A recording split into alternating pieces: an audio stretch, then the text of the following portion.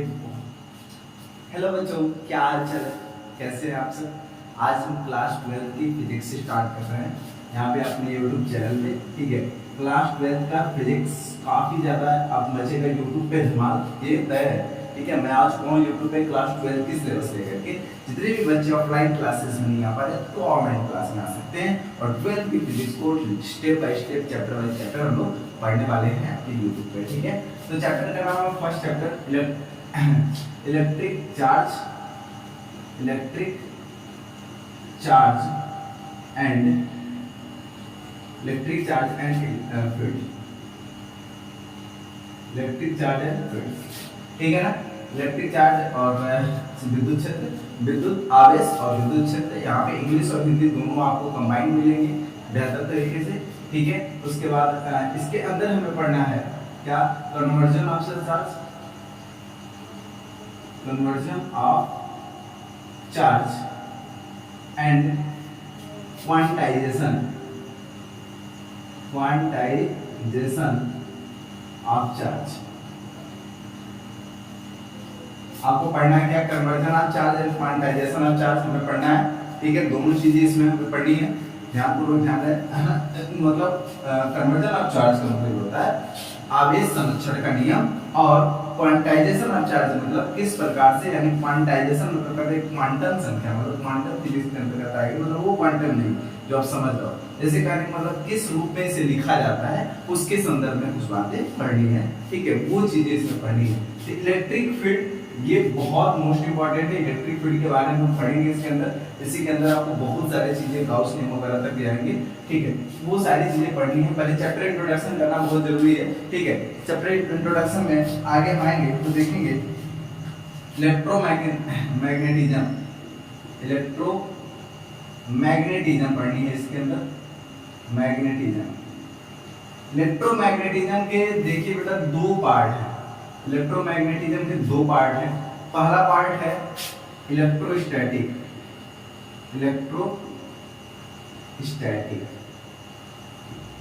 इसके अंदर हम लोग स्थिर विद्युत के बारे में पढ़ेंगे, और ये है एक इलेक्ट्रोडायनामिक। ठीक है, इलेक्ट्रोडायनामिक्स। जो इलेक्ट्रोस्टैटिक है बेटा, इसके अंतर्गत हम लोग पढ़ने वाले हैं वो दो पार्ट पढ़ने वाले हैं। ठीक है, एक है इलेक्ट्रोडायनामिक के अंदर जो एक पढ़ने वाले हैं वो है चार्ज एंड इसका फील्ड, चार्ज और इसका फील्ड पढ़ने वाले हैं। और दूसरा जो है कैपेसिटर पढ़ने वाले हैं। कैपेसिटर के बारे में हम पढ़ेंगे। कैपेसिटर के बारे में आप जानते हो, पंखे के अंदर सेल के रूप में लिखा था, इसे कंडेंसर नाम से भी जानते हैं। ठीक है, और दूसरा जो हमारी ये इसके अंदर हम लोग पढ़ने वाले हैं करंट, इलेक्ट्रिसिटी, करंट पढ़ने वाले हैं, करंट को, और उसके बाद पढ़ने वाले हैं मैग्नेटिज्म को पढ़ने वाले हैं। तीसरा पढ़ने वाले हैं हम लोग ईएमआई को, और चौथा पढ़ने वाले हैं एसी धारा। ये हमारा पार्ट हो जाएगा जिसके बारे में हम इस चैप्टर में पढ़ेंगे। तो सर्वप्रथम हम इलेक्ट्रोस्टैटिक के अंदर चार्ज को पढ़ना शुरू करते हैं, उसके बाद इसके फील्ड के बारे में पढ़ेंगे, फिर कैपेसिटर के बारे में पढ़ेंगे, फिर इलेक्ट्रिक डायनेमिक्स के बारे में पढ़ना शुरू करेंगे। तो हम लोग स्टार्टिंग से स्टेप बाय स्टेप इन चीजों को सबको पढ़ेंगे। आप पूरे जो फिजिक्स है, फिजिक्स को हम यहीं से स्टार्ट करने वाले हैं। ठीक है, इसके अंदर इस वाले चैप्टर में हम लोग चार्ज और फील्ड के बारे में पढ़ेंगे, फिर आगे हम कैपेसिटर के बारे में पढ़ेंगे, फिर इलेक्ट्रोडायनामिक्स के अंदर जाएंगे तो करंट, मैग्नेटिज्म, ईएमआई, एसी, इन सब के संदर्भ में आगे चैप्टर्स में हम पढ़ना शुरू करेंगे। समझ में आई बात। पूरी फिजिक्स को मैंने इंट्रोड्यूस कर दिया है, इलेक्ट्रिक वाले फिजिक्स को इंट्रोड्यूस कर दिया है। अब इसके आगे हम लोग 12th की फिजिक्स को आज से रिवाइज करते हैं। उसके पहले मैं कहूंगा कि इसे आप जरूर नोट कर लें कि आपको पढ़ना वास्तव में क्या क्या है। ओके, नोट कर लीजिए। आपको नोट हो गया। अब पढ़ना है हमें इलेक्ट्रिक चार्ज के बारे में। आइए इलेक्ट्रिक चार्ज को हम हेडिंग लगाते हैं, electric charge.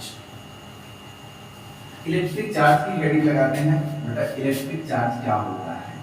Electric charge English में, हिंदी में से क्या बोलते हैं बेटा? विद्युत आवेश बोलते हैं। क्या बोलते हैं? विद्युत आवेश बोलते हैं। विद्युत आवेश बोलते हैं, विद्युत आवेश।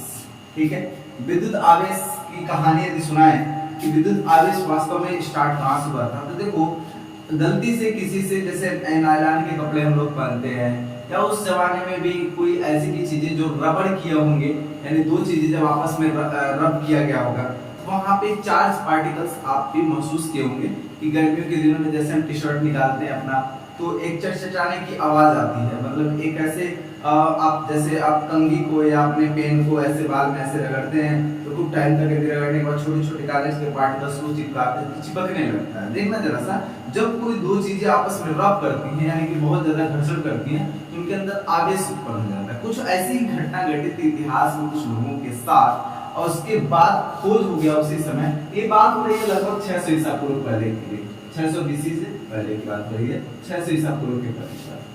ठीक है ना, उस समय के आसपास की बात है कि ये उस समय आवेश का खोज होता है अपने वहां। और आवेश के बारे में बता दें, आवेश, विद्युत आवेश को हम लोग Q से प्रेजेंट करते हैं।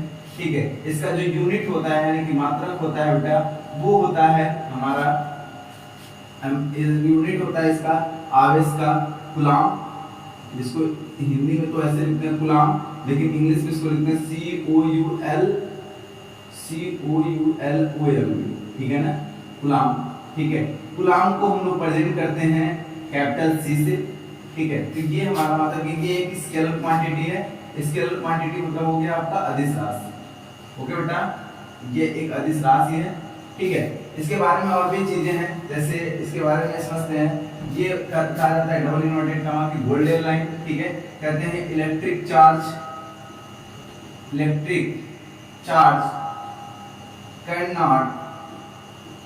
cannot exist without mass,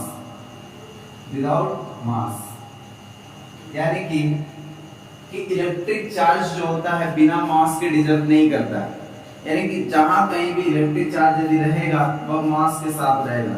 बिना तार के इलेक्ट्रिक चार्ज अवेलेबल नहीं रह सकता। इलेक्ट्रिक चार्ज कभी भी रहेगा तो किसी न किसी मास के अंदर होगा, अर्थात किसी न किसी वस्तु के अंदर आवेश होता है। आवेश ऐसा नहीं होगा कि ऐसे बाहर रहेगा, आवेश कभी भी ऐसे नहीं है हवा में रहेगा, यहाँ पे आवेश ऐसा नहीं होगा। आवेश मतलब हवा में रहना मतलब क्या, हवा भी तो मास ही है। आवेश जब भी रहेगा तो किसी न किसी मास के अंदर होगा। निर्वात में ऐसे नहीं है कि निर्वात में कुछ भी नहीं है, केवल आवेश है, ऐसा नहीं होगा। जब भी आवेश होगा तो कोई न कोई एक वो वहां पे मास होना जरूरी है, m का होना जरूरी है, और मास के अंदर ही ये आवेश हो सकता है। Without mass can't exist electric charge can't exist without mass, यानी मास के बिना ये अपने जीवन में अवतार ले ही नहीं सकता ना। जिस प्रकार से माँ के बिना हम लोग अपने जीवन में अवतार नहीं ले सकते, उसी की तरह आवेश जो होता है मास के बिना इस पृथ्वी पे अवतार नहीं ले सकता। ठीक है ना, तो आवेश के बारे में कुछ कहानी रही, इसे आप नोट कर लीजिए। आगे चलते हैं, नोट कर लीजिए आप थोड़ा सा। ठीक है, आगे चला जाए। There are two type of electric charge. Electric charge जो होता है वो दो प्रकार का होता है, सिर्फ लिख देते हैं। there are two type of electric charge बेटा दो प्रकार के होते हैं, एक होता है पॉजिटिव और एक होता है नेगेटिव। इसके बारे में आप जानते हो, एक पॉजिटिव आवेश होता है और एक नेगेटिव आवेश होता है। आवेश के बारे में आप समझते हो, ये जानना। अच्छा, इसके बारे में एक चीज और जान लीजिए। पॉजिटिव आवेश को रिपल करता है। रिपल करने का मतलब रिफ्लेक्शन, यानी कि प्रतिकर्षण। थोड़े इंग्लिश में आपको ट्रांसफर करेंगे हम, क्योंकि आप हाई स्कूल तक यूपी बोर्ड से पढ़ते चले आओ और कि पूरी की पूरी आप हिंदी मीडियम से पढ़ते चले आओ। ठीक है, अच्छी बात है। हिंदी मीडियम में भी बताएंगे, हिंदी में जरूर बोलूंगा, कुछ शब्दों को हिंदी लिखूंगा भी, ठीक है ना। लेकिन आप जैसे भी लगातार पढ़ते जाओगे तो आपको बड़े आसानी से आपको पता ही नहीं चलेगा कि कब आप हिंदी से इंग्लिश में ट्रांसफर होगे। और जरूरी भी है हिंदी से इंग्लिश, लेकिन कूद के पढ़ोगे, कभी मेरा वीडियो, कभी किसी और का वीडियो, किसी और का वीडियो, जैसे कूद के पढ़ोगे तो कुछ नहीं होने वाला। एक कंटिन्यू जिसका वीडियो पढ़ रहे हो उसी से डायरेक्टली आप पढ़ते रहो, तो फिर आपका कभी भी ऐसा नहीं होगा कि आपका नॉलेज जो है वो कंटिन्यूटी नहीं बन पा रहा। ठीक है, मैं A to Z आपको जेई की तैयारी करनी हो, नीट की तैयारी करनी हो, कहीं कुछ भी नहीं बचेगा, मैं A to Z सारा चीज इस पे जितने भी एक्सरसाइज है सब कुछ करा दूंगा। बोर्ड तो यूं निकलेगा, उसमें कोई दिक्कत ही नहीं आएगी, ये मेरी गारंटी है। ठीक है, आप कंटिन्यू बने रहना। देखो प्लस प्लस क्या करता है, रिपल करता है, और माइनस माइनस रहेगा तब भी क्या करेगा, यानी कि रिपल करेगा, यानी कि सेम आवेश रहेगा तो एक दूसरे को क्या करेगा, रिपल करेगा। ठीक है, दोनों आवेश सेम है, प्लस प्लस वाले को माइनस माइनस वाले को क्या करता है, रिपल करता है। ठीक है, बात समझ में आ रही है? मैं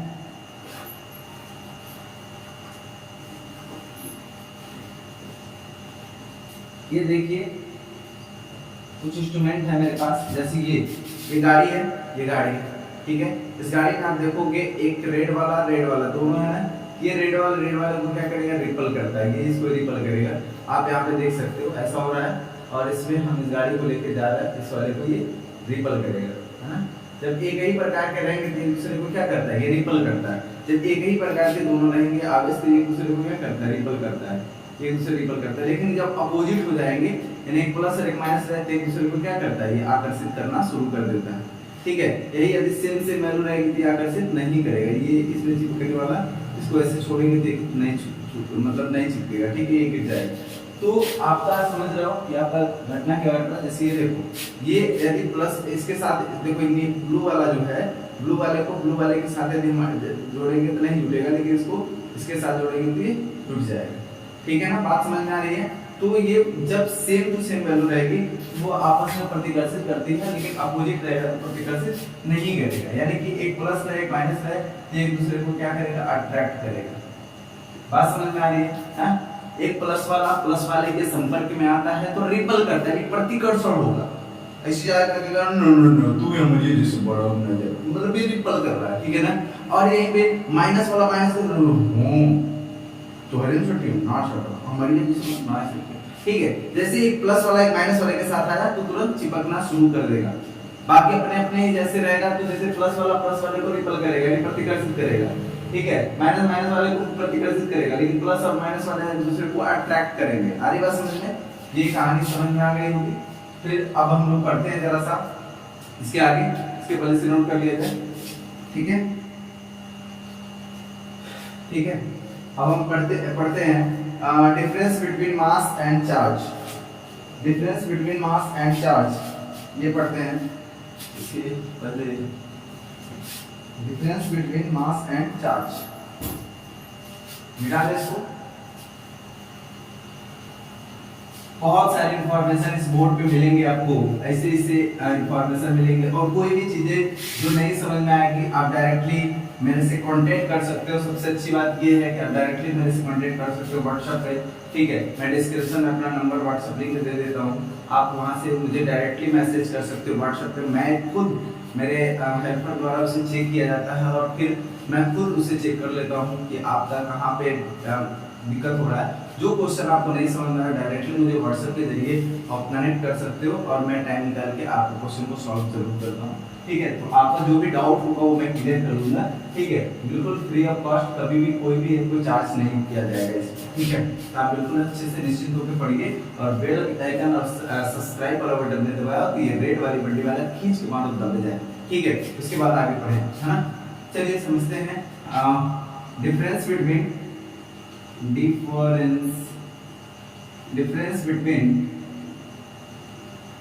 between mass and charge. Mass and charge यानी कि मास और आवेश के बीच में, यानी द्रव्यमान और चार्ज के बीच में क्या अंतर है।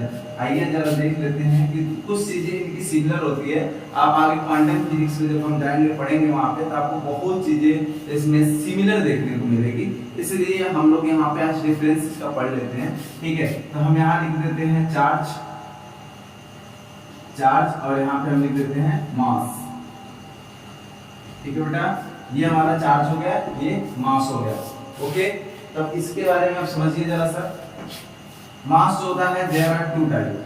कितने प्रकार के होते हैं? दो प्रकार के, एक पॉजिटिव और एक नेगेटिव। लेकिन इसमें केवल पॉजिटिव होते हैं, मास कभी नेगेटिव नहीं हो सकता है। मास होता है मतलब है, ऐसा नहीं है कि माइनस में है प्लस में है। 1 किलो आलू है मतलब -1 किलो आलू, -1 किलो आलू हो सकता है क्या? अरे माइनस में कैसे होगा, नहीं हो सकता ना। मास कभी भी माइनस में नहीं हो सकता है, लेकिन चार्ज हमारा प्लस और माइनस दोनों में होता है, ठीक है ना, ठीक है ना। ये करता है चार्ज जो है ये कर कांट डिपेंड ऑन स्पीड, ये स्पीड पे डिपेंड नहीं करता है। यानी कोई ऐसा नहीं है कि कोई तार है तो चल रहा है, तार यदि चल रहा है तो उसके अंदर का जो इलेक्ट्रिक चार्ज है वो डिफरेंस होता रहेगा, ऐसा कुछ नहीं है। गाड़ी की स्पीड बढ़ेगी तो चार्ज में कोई परिवर्तन आएगा, ऐसा कुछ नहीं है। लेकिन मास डिपेंड करता है, मास क्या रहा है, मास क्या रहा है, इट्स डिपेंड्स ऑन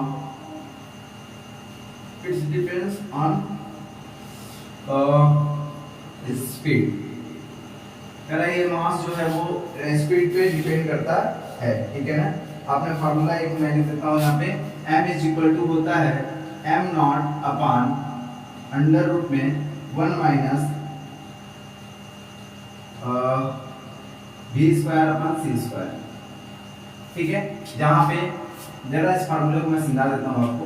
यहाँ पे लिखा है जो m बराबर m नॉट, ठीक है, अपॉन अंडर रूट में 1 minus v square upon c square.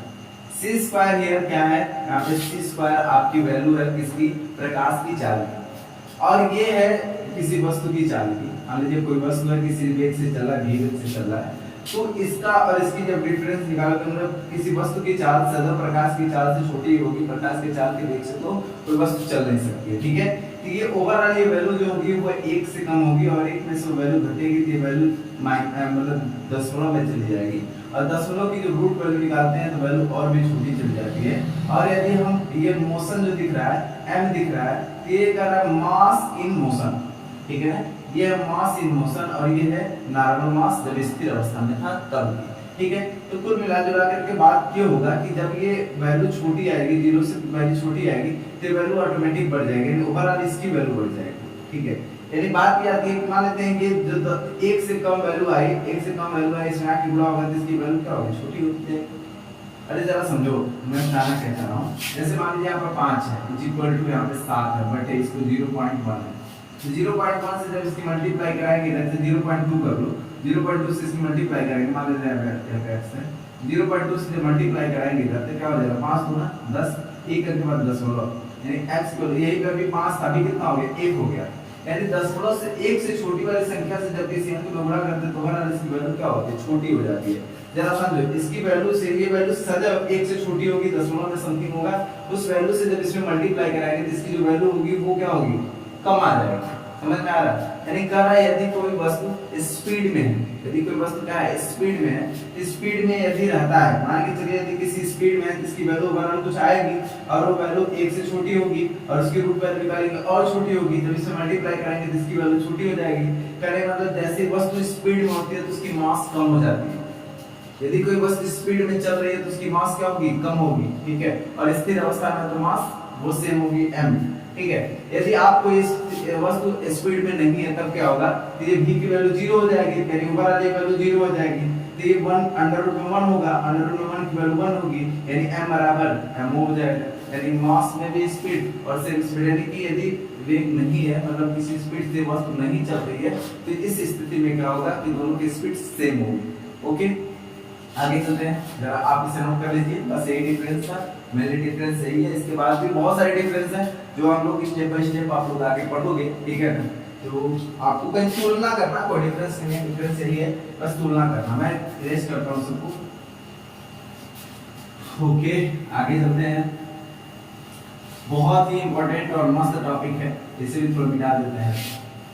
आप लोग पढ़ ही रहे हो कंटिन्यू, बहुत अच्छा, बड़े अच्छे बच्चे हैं कि आप सारे लोग अभी तक पढ़ रहे हो, इसके लिए दिल से थैंक कि आप पढ़ना चाह रहे हो और एक क्लास ले रहे हो, ये अच्छी बात है ना। आप ऐसे ही क्लास में बने रहोगे तो पढ़ाने में भी मजा आएगा, ठीक है, पढ़ने में मजा आएगा। जरा दोस्तों के साथ भी शेयर कर दिया करो, ठीक है, और मजा आएगा। और देखते हैं आगे जो टॉपिक है वो है कन्वर्जन ऑफ चार्ज। मैं इसमें नोट्स रखा हूँ, नोट्स में इसी से जो भी चीजें हैं स्टेप बाय स्टेप पढ़ा सकते हैं। ठीक है, ये बुक लेकर के पढ़ाना बड़ा अजीब सा लगता है, तो ये है ना तो अच्छा है। अब मॉडर्न स्टाइल है, मॉडर्न आप मोबाइल से पढ़ो तो आपकी किताब पूरी की बनी पड़ी है, तो क्या दिक्कत है, ठीक है ना। तो अगला हेडिंग है conversion of charge. Conversion of charge है ना, कन्वर्जन ऑफ चार्ज है, ठीक है, ठीक है। Conversion of charge, conversion of charge मतलब आवेश संरक्षण नियम, आवेश का संरक्षण। आवेश का संरक्षण नियम क्या कहता है? कहता है कि आवेश संरक्षण नियम ये कहता है आवेश को यदि मतलब एक किसी ऐसा है थर्मो कोई इंस्ट्रूमेंट है, कोई पात्र है, मतलब कोई ऐसा पात्र है जिसके अंदर ना तो हीट एनर्जी का आवेश ना तो इन कर सकता है ना आउट कर सकता है, ठीक है। ऐसे इंस्ट्रूमेंट को हम क्या, ऐसे इंस्ट्रूमेंट में कहता है कि चार्ज जो है वो चेंज नहीं होता है, ठीक है ना। कह रहा है इसको हम लिख सकते हैं charge neither be created nor destroy, ठीक है। कह सकते हैं हम लोग कि charge neither be created nor destroy, not destroy, मतलब चार्ज को ना तो क्रिएट किया जा सकता है नॉट डिस्ट्रॉय। क्या कह सकते हैं? मल्ली ट्रांसफर्ड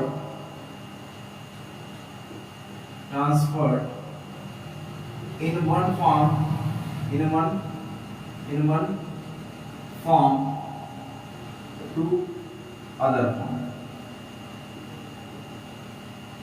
लेकिन उसे एक रूप से दूसरे रूप में बदला जा सकता है, ठीक है ना।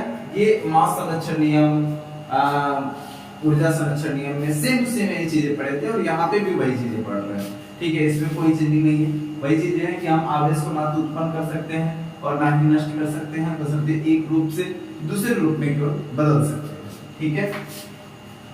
आगे चलते हैं। जैसे कहा जाए कि आप ऐसे कर सकते हैं कि मान लीजिए यह एक आइसोलेटेड बॉडी है, आइसोलेटेड बॉडी, इसके बारे में जान लो। आइसोलेटेड बॉडी, आइसोलेटेड बॉडी क्या होता है? मैं हिंदी में लिख देता हूं। वह पात्र, पात्र मतलब बर्तन या कोई आपका जिसमें इंस्ट्रूमेंट रख रहे हैं, ठीक है, वो ऐसा पात्र है, पात्र मतलब बर्तन होता है। वह पात्र जिसमें हीट कांस्टेंट होता है, हीट कांस्टेंट होता है, मतलब हीट कांस्टेंट होने का मतलब शॉर्ट फॉर्म में लिखते हैं हीट कांस्टेंट होता है। मतलब ये हुआ इसके अंदर ना, जैसे थर्मस जानते हो है ना, थर्मस, वैसे आइसोलेटेड बॉडी होती है। थर्मस में बॉडी के बारे में भी पढ़ाएंगे, बॉडी कितने प्रकार की होती है उन सब के बारे में बता रहा है। Close system, isolated system, open system, इन सब के बारे में पढ़ा रहा है, ध्यान से सुनिएगा। तो जो थर्मस होता है हमारे थर्मस है, तो उसके अंदर क्या होता है, पानी दिए गर्म करके रख देते वैसे ही गर्म रहेगा, ठीक है। बहुत समय तक गर्म रहता है, ऐसा नहीं कि इतना जल्दी तुरंत वो हो जाएगा। कभी तो एक बार तो मेरे साथ ऐसा हुआ ना कि घर वाले कहे कि अब पानी गर्म करके रखा हुआ है और सवेरे गर्म किया था रखा हुआ है, और वो नया नया मेटल वो थर्मस था।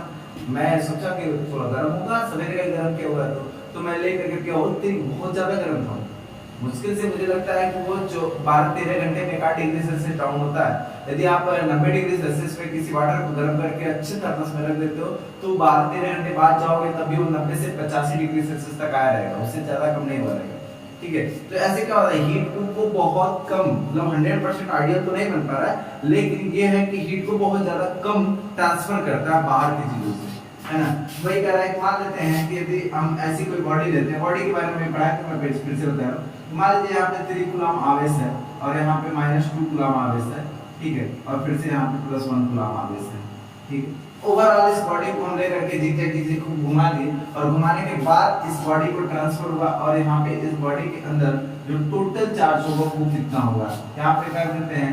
क्या आप देखिए यहाँ टोटल चार्ज कितना है, 3 + 1 4 में से 2 घटेगा तो 2 कूलम आवेश, टोटल आवेश का कितना है 2 कूलम है। वैसे यहाँ पे लिख सकते हैं हम 2 कूलम आवेश -2 कूलम आवेश, ठीक है, फिर से प्लस 2 कूलम आवेश। इसका मतलब ये हुआ कि यहाँ पे ओवरऑल जो आवेश है वो कितना है 2 कूलम है, और यहाँ पे ओवरऑल आवेश कितना है वो 2 कूलम है। मतलब कह रहा है कि यदि हम किसी बाहरी आवेश के संपर्क में ना आए, अर्थात आइसोलेटेड बॉडी है ना, ये कौन सी बॉडी है, आइसोलेटेड बॉडी, ये बॉडी जो है वो आइसोलेटेड है, आइसोलेटेड बॉडी है। आइसोलेटेड बॉडी मतलब क्या, यहाँ तो इसमें से चार्ज बाहर गया ना तो बाहर से अंदर आया, तो ऐसी स्थिति में कह रहा है कि टोटल जो चार्ज होगा वो कम या ज्यादा नहीं होगा, वो कांस्टेंट होगा। ठीक है, कह रहा है इन आइसोलेटेड बॉडी टोटल चार्ज और कांस्टेंट, ठीक है ना, मैं लिख दिया है तो लिखता हूं, कह रहा है कि total charge of isolated body और कांस्टेंट। ठीक है, कह रहा है कि एक आइसोलेटेड बॉडी का जो टोटल चार्ज होता है वो कांस्टेंट होता है, वो चेंज नहीं होता है, वो जितना है उतना ही रहेगा, वो चेंज होने वाला नहीं है। आपको वीडियो कैसा लग रहा है, इन्फॉर्मेटिव लग रहा है? यस, तो थोड़ा सा थंब लगा दो, लाइक वाली लगा दो, ठीक है ना। मुझे थोड़ा महसूस होगा कि आप इन्फॉर्मेटिव लग रहा है कि नहीं वीडियो, ठीक है। आपको इसमें इन्फॉर्मेशन हर सेकंड एक नई इन्फॉर्मेशन मिलता रहा होगा, ठीक है, इसे नोट कर लो जरा, ठीक है। ये हमारा हो गया कन्वर्जन ऑफ चार्ज, आवेश संरक्षण का नियम। आवेश संरक्षण का नियम क्या कह रहा है, charge neither be created not destroyed, it's only transferred one form to other form, यानी किसी केवल एक रूप से दूसरे रूप में बदला जा सकता है, इसे चेंज नहीं किया जा सकता।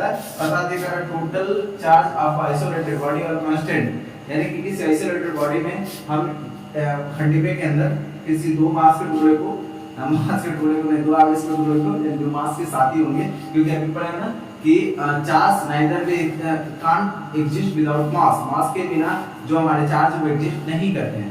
कह रहा है कि यदि मास है, वो मास क्या होगा कि मास और चार्ज, मतलब दो मास के अंदर जो चार्ज है उसे मैंने टिफिन में बंद किया और लेकर के चले गए ना दादी नहाने, और कूदते वहां तक पहुंच गए, और वहां पे जाने के बाद आपस में खूब लड़े, और ये ऐसे बनने के बाद ऐसे थे और अभी ऐसे आ गए, लेकिन ओवरऑल जो मास होंगे वो वही रहेंगे, ऐसा नहीं है ओवरऑल जो चार्ज होगा वो नहीं चेंज होगा, ठीक है ना। कह रहा है कि टोटल जो वैल्यू आएगी, यहाँ पे टोटल वैल्यू कितनी है, 3 + 1 यानी 4 - 2 यानी कि +2 चार्ज, ठीक है ना, +2 कूलम। यहाँ पे कितना है, +2 + 2 4 - 2 यानी कि 2 कूलम। ओवरऑल जो वैल्यू आएगी वो 2 कूलम ही रहेगी, वो चेंज नहीं होगी, ठीक है ना। और आइसोलेटेड बॉडी के बारे में बताया कि वो बात जिसमें हीट एनर्जी यानी टोटल क्लोज सिस्टम है। आइसोलेटेड बॉडी एक ऐसा सिस्टम होता है जिसके अंदर कोई भी चीज ना तो बाहर जाएगी ना बाहर से अंदर जाएगी, उसके संपर्क में हीट एनर्जी हो चाहे कुछ भी हो, वो उसके मास में नहीं चेंजिंग होगी या किसी हीट में भी चेंजिंग नहीं होगी। ऐसे सिस्टम को क्या कहेंगे, आइसोलेटेड सिस्टम कहते हैं, नोट कर लीजिए आप, ठीक है।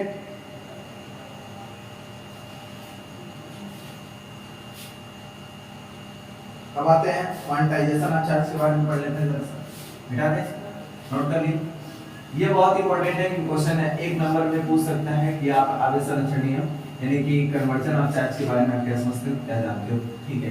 ये ऐसे क्वेश्चन पूछ लेता है। अब आते हैं आगे समझते हैं quantization of charge. Quantization of charge, quantization of charge तो जान लो, बस क्वांटाइजेशन है, बस चार्ज का मतलब ये बस इतना हुआ कि चार्ज आर ऑलवेज इंटीजर्स। क्या होते हैं, इंटीजर्स होते हैं। इंटीजर्स मतलब आवेश हमेशा पूर्णांक होते हैं, पूर्णांक संख्या में होते हैं। क्या समझ लो, बस सिंपल, यानी कि पूर्णांक संख्या मतलब क्या जानते हो आप, इंटीजर्स मतलब पूर्णांक संख्या मतलब ये हो गया माइनस में हो गया प्लस में, ठीक है, माइनस में हो गया प्लस में, जैसे -3 -2 -1 0 1 2 3 4 5 कुछ भी हो, परंतु वो पूर्णांक होना चाहिए, मतलब दशमलव में नहीं होना चाहिए, ठीक है। ऐसा नहीं है कि अभी 0.52 कूलम, ऐसे नहीं होगा, ये हो ही नहीं सकता, ठीक है ना। जैसे माइनस में 3.5 कूलम ऐसे हो, ये कूलम मतलब सी से, ठीक है ना, ऐसे ये भी एग्जिस्ट नहीं करता है, यानी जो दशमलव वाले नंबर हैं ये नंबर एग्जिस्ट नहीं करेंगे। जैसे 1/2 कूलम ये भी एग्जिस्ट नहीं करेगा, ठीक है।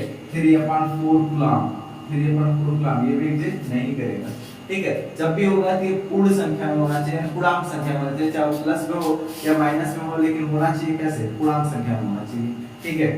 ये जैसे एग्जिस्ट कर सकता है, जैसे 3 कूलम, 3 कूलम है, 3 कूलम आवेश है, ठीक है, बढ़िया है, ये हो सकता है, ये सही है, ये हो सकता है, ठीक है। 5 कूलम आवेश है, ठीक है, चल सकता है। -2 कूलम आवेश है, बिल्कुल चल सकता है। -1 कूलम आवेश है, -1 कूलम आवेश है, चल सकता है, ठीक है ना। कुछ भी हो लेकिन पूर्ण संख्या हो जाए, माइनस में और प्लस में। बात करें 0 की, अबे 0 कूलम आवेश मतलब आवेश नहीं, सिंपल है, ठीक है ना। 0 कूलम आवेश है, चार्ज है ही नहीं, है ना। चलिए नोट कर लीजिए जरा सा, बस ये हो गया क्वांटाइजेशन ऑफ चार्ज, जिसके अतिरिक्त इसमें कुछ भी नहीं है, क्वांटाइजेशन ऑफ चार्ज खत्म, ठीक है, बस नोट कर लीजिए।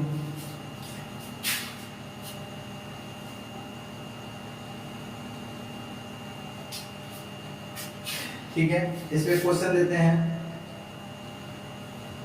एक क्वेश्चन देते हैं, इस पे क्वेश्चन देते हैं, करा देते हैं क्वेश्चन, ये समझ लो। क्वेश्चन है, क्या किसी बॉडी को 18, क्या किसी बॉडी को 8 × 10 टू द पावर, क्या क्वेश्चन लिखते हैं, ठीक है। क्या किसी बॉडी को 8 × 10 टू द पावर -19 कूलम आवेश दिया जा सकता है,